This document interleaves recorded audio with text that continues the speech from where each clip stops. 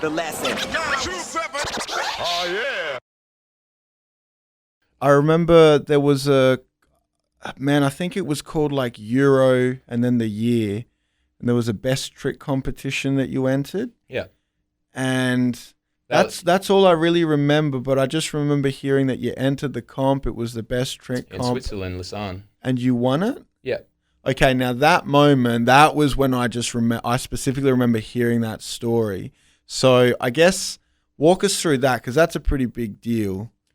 Yeah, like, I mean, it was, but to me, like, I was just doing my thing. Like, that was like the small part of a picture that I was like trying to do. Like, I mean, like I said, like, I had sponsors. They paid for me to go away. Like, so you I were tried to do the sponsored. best. Yeah, like there was a circuit that they did, you know, it like, and that was like, you know, like started there, and on that, like that first one, basically, like I won like the best trick, and you know, like I went in the comps and placed probably, you know, like 13th and 12th in them, you know, like, yeah, the standard was insane, you know, for some of those like European skaters, and it wasn't just European, it was all Americans, like Costin, the whole, you know, like Penny, everyone, like, you know. Well, they were in the comp. Yeah, to me, it was like, what the heck am I doing here, man? You know, like I was like, you know, I just, yeah. Hang on, so you competed in competitions with dudes like Eric Costin and Tom Penny. Yeah. And the first time you go away, you know, like I'd already traveled a little bit, like around Australia and like New Zealand and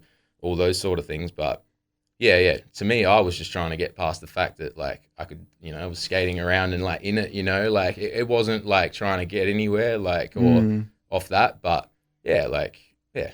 And then so with the best trick comp, I mean, what was the trick that won? It was like kickflip crook or kickflip back nose grind. So basically, yeah, and it was on the Hubba Hideout, which is like, you know, a legendary spot in San Francisco. So it was just like a replica of the exact same, you know, like build, like to the measurement. So yeah. And how old were you when this happened? I was still 17. I hadn't even turned 18 yet. So yeah, I basically quit school halfway through year 11 and then just like skated full pieced time. out. Yeah, just left, man. Like that's the thing. Like, yeah, I wasn't just going away to, you know, like party and, you know, just have a good time like that. You know, it was like, you know, I quit school. I like kind of put everything, you know, like aside and left. Yeah. So do you reckon when you quit school and did that, that's when you had in your head you'd like to try to make a career out of this? Yeah, I mean, I couldn't stay in school. I just like, you know, it was boring and it's batshit. Like it's yeah.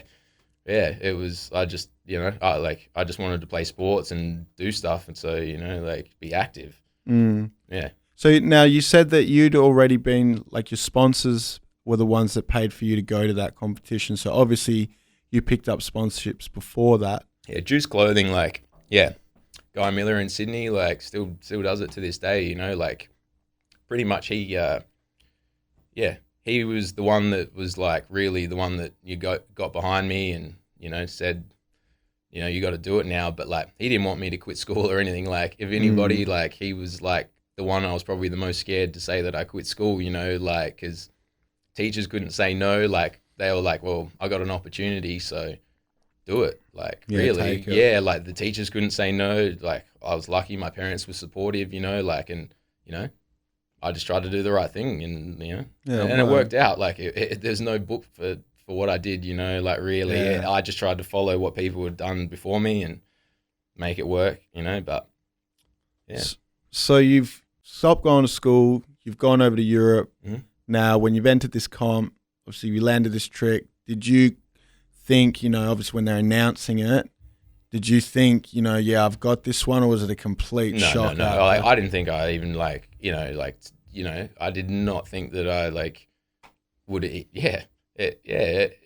I don't judge things or like do. I just, you know, like, just do it. Yeah, you know, I was just pushing myself, like I said, and like that's pretty much like, yeah.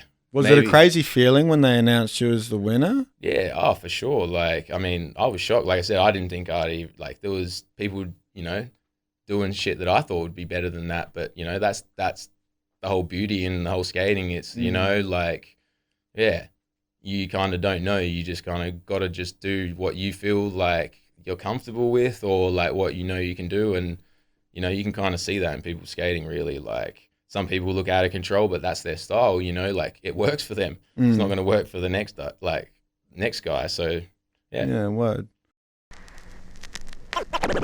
The lesson. 2-7.